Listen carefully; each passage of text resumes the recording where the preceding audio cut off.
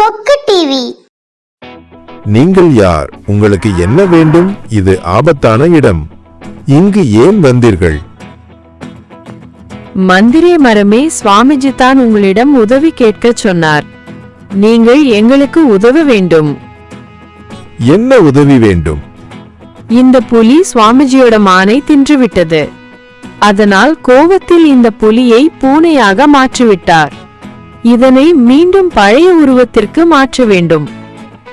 அதற்கு நீங்கள் தான் ஒரு வழி சொல்ல வேண்டும். சரி, நீங்கள் மந்திர நதிக்கு செல்ல வேண்டும். அங்கு செல்ல உங்களுக்கு 3 சாவிகள் தேவைப்படும். அதற்கு மிகவும் ஆபத்தான வழிகளை கடந்து செல்ல வேண்டும். சரி மரமே, நாங்கள் தயாராக இருக்கிறோம். நான் ஒரு வழி மட்டும்தான் சொல்வேன். நீங்கள் தான் மேலும் உள்ள மற்ற வழிகளை கண்டுபிடித்து செல்ல வேண்டும். நீங்கள் மேற்கு திசையில் செல்லுங்கள். அங்கு ஒரு குகை இருக்கும். அதில் ஒரு வயதான பெரிய ஆமை இருக்கும். அது உங்களுக்கு சாவி தரும். நன்றி மரமே. அவர்கள் அங்கிருந்து அந்த குகையை தேடி புறப்பட்டு சென்றனர்.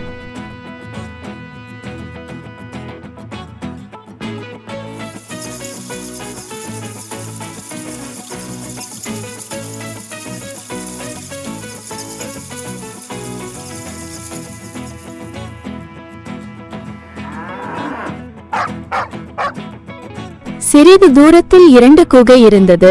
அதில் எந்த குகையில் ஆமை இருக்கிறது என்று குழப்பத்துடன் பார்த்தனர். அதில் ஒரு குகையில் இருந்து வௌவால் பறந்து வெளியில் சென்றது.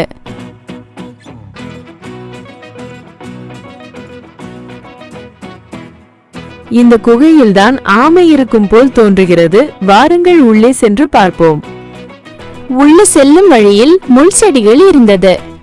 அச்சச்சோ, முள் செடி இருக்கு. இதை எப்படி நாம் கடந்து செல்வது? என்னிடம் மந்திர செருப்பு உள்ளது. அதன் உதவியுடன் பறந்து சென்று ஆமையிடம் சாவி வாங்கி வருகிறேன். புல்லட் காளையும் சிறுவர்களும். ஒரு சிறிய கிராமத்தில் ராமு மற்றும் சீதா அவர்கள் 2 குழந்தைகளுடன் மகிழ்ச்சியாக வாழ்ந்து வந்தனர். மேலும் அவர்கள் வீட்டில் ஒரு காளையும் மற்றும் ஒரு நாய்க்குட்டியும் வளர்த்து வந்தனர். சோனியா, அருண், இருவரும் பள்ளிக்கு செல்லுங்கள், நேரமாகிவிட்டது.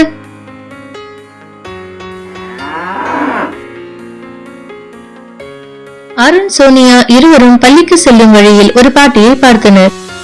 அந்த பாட்டியின் பணப்பை கீழே விழுந்தது. பாட்டி பணப்பை கீழே விழுந்ததை கவனிக்காமல் சென்றார். அதை பார்த்து சோனியா, பாட்டி பாட்டி, என்ன பேத்தி, எதுவும் வேணுமா? பாட்டி, உங்க பை கீழே விழுந்து விட்டது, இந்தாங்க உங்க பணப்பை.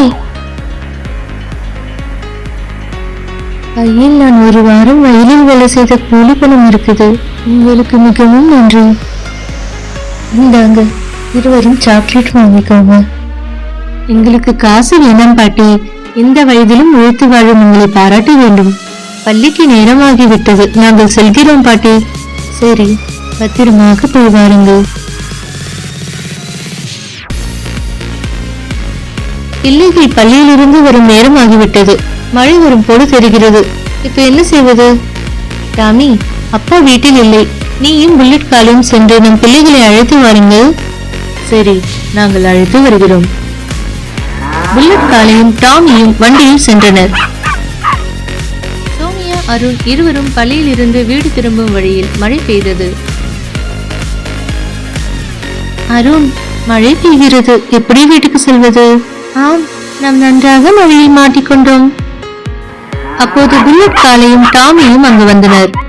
வாருங்கள், சரியான நேரத்தில் வந்தீர்கள். இருவரும் வண்டியில் ஏறுங்கள், வீட்டிற்கு செல்லலாம். புல்லட் காளையின் உதவியுடன் அவர்கள் வீட்டிற்கு திரும்பினர். என்ன சீதா, புல்லட் காளையும் டாமியும் எங்கே? மழை வருவது போல் தெரிந்தது. அதனால் இருவரையும் நம் பிள்ளைகளை அழைத்து வர சொன்னேன். அந்த நேரத்தில் புல்லட் காளை, டாமி மற்றும் சிறுவர்கள் வீட்டிற்கு வந்தனர். நீங்கள் இருவரும் பிள்ளைகளை அழைத்து வந்ததற்கு மிக்க நன்றி. இந்த கதையில் இருந்து நாம் தெரிந்து கொள்வது என்னவென்றால், நாம் பிறருக்கு செய்யும் உதவி நாம் துன்பத்தில் இருக்கும் போது நமக்கு வேறு வழியில் உதவி கிடைக்கும் என்பதாகும். எலி மற்றும் யானையின் நட்பு. ஒரு அடர்ந்த காட்டில் பல வருடங்களாக எலி கூட்டம் அங்கு ஒரு நதி அருகே வாழ்ந்து வந்தன. அந்த எலி கூட்டம் மிகவும் மகிழ்வுடன் இருந்தது. அப்போது அந்த காட்டினுள் யானை கூட்டம் வந்தது. அந்த யானை கூட்டத்திற்கு ஒரு ராஜா யானை இருந்தது. அது மிகவும் அன்போடும் மற்றும் கனிவோடும் இருக்கும். அந்த யானை கூட்டம் ஒரு நதியின் அருகே செல்லும் போது அப்போது ஒரு யானை எலியின் வாலை மிதித்து கவனிக்காமல் சென்றது. ஐயோ ஐயோ! நண்பர்களே, நமக்கு போதுமான நீரும் உணவும் இங்கு கிடைக்கும். நாம் இந்த நதியின் அருகே தங்கிவிடுவோம். இதை பார்த்த எலி ஒன்று எலி கூட்டத்தில் சென்று நடந்ததை சொன்னது. அந்த யானை கூட்டம் இங்கேயே தங்க முடிவு செய்துள்ளது. மேலும் ஒரு யானை என் வாலை மிதித்து விட்டது. நமக்கு இனி ஆபத்து தான். சரி, நாம் யானையிடம் பேசி ஒரு முடிவு எடுப்போம். எலிகள் யானை கூட்டத்திடம் சென்றது. யானை அண்ணா, நாங்கள் சிறிய உருவத்தில் இருப்பதால் நீங்கள் எங்களை கவனிக்காமல் சில எலிகளை மிதித்து விட்டீர்கள். இம்முறை சிறிய காயத்துடன் தப்பிவிட்டோம். இனி நீங்கள் தான் எங்களுக்கு ஒரு வழி சொல்ல வேண்டும். அச்சச்சோ, எலியாரே, எங்களை மன்னித்து விடுங்கள். நான் ஒரு யோசனை சொல்கிறேன். நாங்கள் எல்லோரும் காலில் மணி அணிந்து கொள்கிறோம். அந்த மணியின் ஓசை கேட்டு நாங்கள் வருகிறோம் என்று நீங்கள் எச்சரிக்கையாக இருங்கள். இது ஒரு நல்ல யோசனை தான். நன்றி யானை ராஜா. சில நாட்கள் கழித்து யானைகளின் மணி சத்தம் தொடர்ந்து கேட்டுக்கொண்டே இருந்தது. அதை கேட்ட எலிகள், என்ன, அங்கு மணியின் சத்தம் அதிகமா கேட்கிறது. ஏதோ ஆபத்து போல் தெரிகிறது. வாருங்கள் சென்று பார்ப்போம். அங்கு இரு வேடர்கள் யானைகளை பிடித்து வைத்திருந்தார்கள். அப்போது அந்த எலி கூட்டம் சென்று அந்த வேடர்களை விரட்டிவிட்டு யானைகளை மீட்டன. மிகவும் நன்றி எலிகளே. இதன்பின் எலிகளும் யானைகளும் மிகவும் நெருங்கிய நண்பர்களாகிவிட்டார்கள். இந்த கதையிலிருந்து நாம் தெரிந்து கொள்வது என்னவென்றால், நாம் நன்மை செய்தால் நன்மை கிடைக்கும், தீமை செய்தால் தீமை கிடைக்கும் என்பதாகும். எங்கள் சேனலில் எந்த மாதிரி கதைகள் வேண்டுமென்று உங்கள் கருத்துக்களை கமெண்ட் பண்ணுங்கள். நன்றி. ரயில் விபத்தை தடுக்க ஜல்லிக்கட்டு காலை. காலத்தோடு எனும் ஒரு நல்ல மழை பெய்வது. மறுநாள் அருணும் டாமியும் ரயில் தண்டவாளம் அருகே சென்றனர். டாமி, இங்க பாரு, தண்டவாளத்தில் மரம் கிடக்கு. ஆமாம், மரம்லாம் விழுந்து கிடக்கு. கொஞ்ச நேரத்தில் பெங்களூரு ரயில் வர நேரமாகும். ரயில் மரத்தில் மோதி கவுந்தரும். எப்படியாவது ரயிலை காப்பாற்றணும். அப்போ தூரத்து ரயில் வர சத்தம் கேட்டது. உடனே வீட்டிற்கு வந்த அருண் ஜல்லிக்கட்டு காளையின் கொம்பல சிகப்பு துணியை கட்டினான்.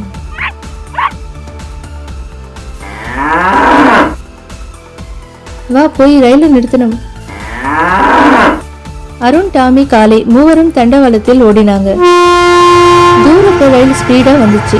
அதை விட ஸ்பீடா காளை ரயிலை நோக்கி ஓடிச்சு.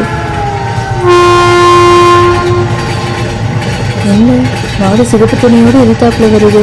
ஏதோ ஆபத்து போல. ரயிலை மெதுவா ஓட்டுவேன். ரயிலும் மெதுவா போனது. தண்டவாளத்தில் மரம் கிடப்பதை டிரைவர் பார்த்தார். உடனே ரயிலை நிறுத்தி மரம் கிடக்கும் இடத்துக்கு போனார். அங்கு அருணும் டாமியும் இருப்பதை பார்த்தார். தம்பி, இந்த காளை யாருடையது? காளை என்னோடதான் யா. நான் தான் சிகப்பு துணியை காளையின் கொம்புல கட்டினேன். தம்பி, நீ சரியான நேரத்துல ரயில்ல விபத்திலிருந்து காப்பாத்தின. உனக்கும் காளைக்கும் அரசாங்க பரிசுக்கு சிபாரிசு பண்றேன். ரயில்ல வந்தவங்க எல்லாரும் அருணை பாராட்டினாங்க. எல்லோரும் காளையுடன் சேர்ந்து மரத்தை நகர்த்தினாங்க. ரயிலும் புறப்பட்டு போச்சு. இந்த கதையில் இருந்து நாம் தெரிந்து கொள்வது, நாம் புத்திசாலித்தனத்தால் எந்த ஆபத்தையும் சமாளிக்கலாம் என்பதாகும். அருணும் டாமியும். ராஜு வேலைக்கு சென்றுவிட்டு வீட்டிற்கு சைக்கிளில் வந்தார்.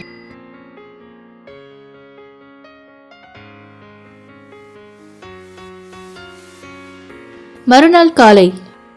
என்ன, இங்கிருந்து சைக்கிளை காணவில்லை? சைக்கிளை யாரும் திருடி இருப்பார்கள். ஆம், நம் சைக்கிளை திருடன் திருடி இருப்பான். போலீசிடம் சொல்வோம். ராஜு, சைக்கிளை எங்கு வைத்தாய்? ஐயா, சைக்கிளை இங்குதான் எப்போதும் வைப்பேன். 2 நாட்களில் உன் சைக்கிள் திருடியவனை கண்டுபிடித்து விடுகிறேன். இதை அருணும் டாமியும் பார்த்து கொண்டிருந்தனர்.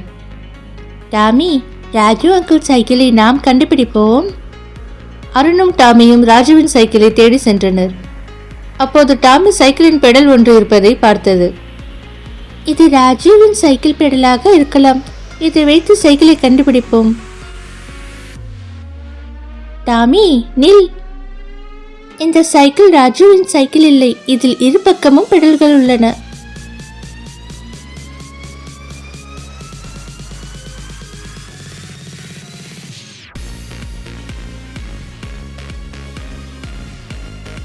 டாமி, இதோ பார், இந்த சைக்கிள் தான் ராஜுவின் சைக்கிள். இந்த சைக்கிளில் ஒரு பக்கம் மட்டும் பெடல் உள்ளது. ராஜு அங்கிளிடம் போய் சொல்வோம். அங்கிள், உங்கள் சைக்கிளை கண்டுபிடித்து விட்டோம். போலீசிடம் சென்று திருடனை பிடிப்போம். டேய், நீதானே இந்த சைக்கிளை திருடினாய்? ஐயா, இது என்னோட சைக்கிள். அருண், இது ராஜுவின் சைக்கிள் என்று எப்படி சொல்கிறாய்? இந்த பெடல் ராஜு அங்கிள் வீட்டில் அருகில் இருந்தது. இதை டாமி மோப்பம் பிடித்து இந்த சைக்கிள் இருந்ததை கண்டுபிடித்தது. ஐயா, நான் தான் சைக்கிளை திருடி வரும்போது ஒரு பெடல் கீழே விழுந்து விட்டது.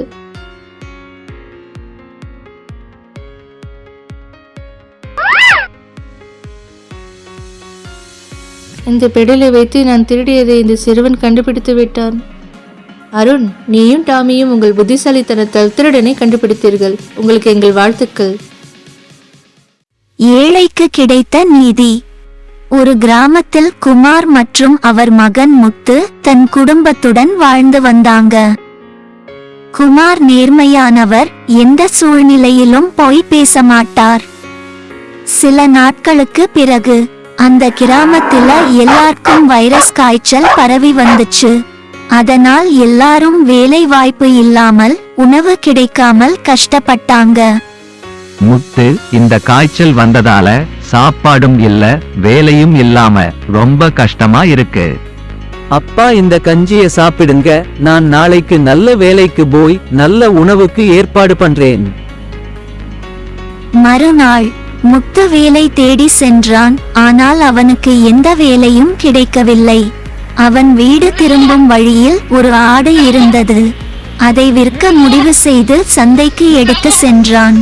இதை கவனித்துக் கொண்டிருந்த முத்துவின் அப்பா, நம்ம பையன் இந்த ஆட்டை திருடிட்டானே, எந்த சூழ்நிலையிலும் தவறு செய்யாதவன், இப்போ இப்படி செஞ்சுட்டானே. என்ன, நம்ம ஆட்டை ரொம்ப நேரமா காணாமே. அதோ நம் ஆடு. இவன் தான் திருடிருப்பான் போல. நீதான் என் ஆட்டை திருடிட்டு வந்திருக்கியா? வா, ஊர் தலைவரிடம் போவோம். இவர்களை பின் தொடர்ந்து முத்துவின் அப்பாவும் சென்றார். தலைவரே, இவன்தான் என் ஆட்டை திருடி விற்க பார்த்தான். அதை பார்த்து உங்களிடம் அழைத்து வந்தேன். ஐயா, அவர் சொல்வது உண்மைதான். இவன் என் பையன்தான்.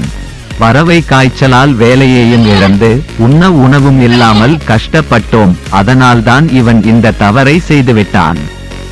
நீங்கள் என் பையனுக்கு சரியான தண்டனை கொடுங்கள். உங்கள் நேர்மையை நான் மதிக்கின்றேன். உங்கள் பையன் தவறு செய்தான் என்று தெரிந்தும் உங்கள் நேர்மையை விட்டு கொடுக்கவில்லை. முத்து, இனி இந்த தவறை செய்யாதே. ஐயா, உங்கள் நேர்மைக்காக நான் உங்கள் இருவருக்கும் என் தோட்டத்தில் வேலை தருகிறேன். மிக்க நன்றி ஐயா. இந்த கதையிலிருந்து நாம் தெரிந்து கொள்வது என்னவென்றால், நாம் நேர்மையாக இருந்தால் நமக்கு நன்மை கிடைக்கும் என்பதாகும். கழுதையும் குதிரையும். ஒரு கிராமத்துல பிரபு மற்றும் ராஜா இருந்தாங்க. பிரபு வீட்ல ஒரு கழுதையும் ராஜா வீட்ல ஒரு போர் குதிரையும் வளர்த்து வந்தாங்க.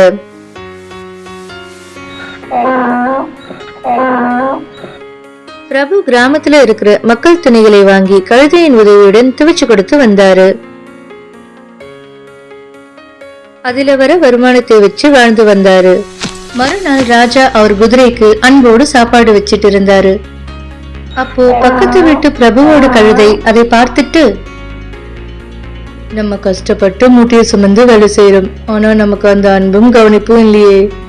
இந்த குதிரை எந்த வேலையும் செய்யறதில்ல, ஆனா இந்த குதிரைக்கு தான் எல்லாம் கிடைக்குது. இந்த கழுதைக்கு குதிரையை பார்த்து பொறாமை வந்தது.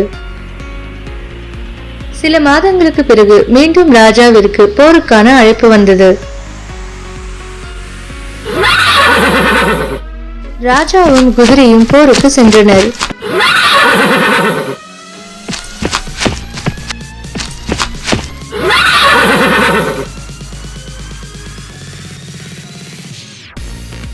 போரில் குதிரையின் காலில் காயமடைந்து அவர்கள் போர் முடிந்து வீடு திரும்பினர். அப்போது கழுதை அந்த குதிரையை பார்த்து வருத்தமடைந்தது. அடடா, நம்ம குதிரையை பார்த்து பொறாமைப்பட்டுட்டோமே. இப்படி நினைச்ச கழுதை குதிரை கிட்ட மன்னிப்பு கேட்க சென்றது. நண்பா, நான் கஷ்டப்பட்டு மூட்டையை சுமந்தும் எனக்கு அன்பும் கவனிப்பும் கிடைக்கல. அன்று உன் கவனிப்பை பார்த்து நான் பொறாமைப்பட்டேன். ஆனால் நீ உன் உயிரை பற்றி கவலைப்படாமல் போருக்கு போயிட்டு வர நான் உனக்கு கிடைத்த கவனிப்பை பார்த்து தவறா நினைச்சிட்டேன். நண்பா, என்னை மன்னித்து விடு.